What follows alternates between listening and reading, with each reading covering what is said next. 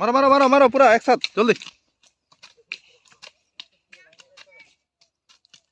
আমি কলমছড়া পিএসসিআর 2IC inspector Shyamshankar Riya.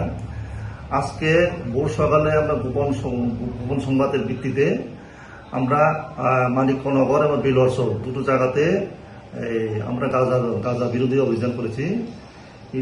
ওইটার মধ্যে ক্রাইম ব্রাঞ্চের অ্যান্টি নার্কোটিক টিমের ড্রোনের মাধ্যমে আমরা জায়গা স্পেসিফাই করেছি।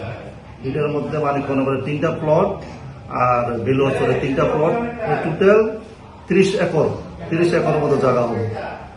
এর মধ্যে আমরা গাঁজা গাছ 1 লক্ষর মতো আমরা ডিস্ট্রয় করেছি। এটার বাজার মূল্য প্রায় 10 লাখ টাকার মতো হবে। কারা কারা ছিলেন আপনার অফিসে? আমাদের সঙ্গে প্রায় 50 জন টিএসআর, পুলিশ এবং অ্যান্টি নার্কোটিকের টিম ছিল। অদূর ভবিষ্যতে এই অভিযান চলবে। কয়টার থেকে কয়টা এই অভিযান ছিল? সকাল আমরা 10টা থেকে প্রায় 1:30 নাগাদ আমরা এই অভিযান করেছি।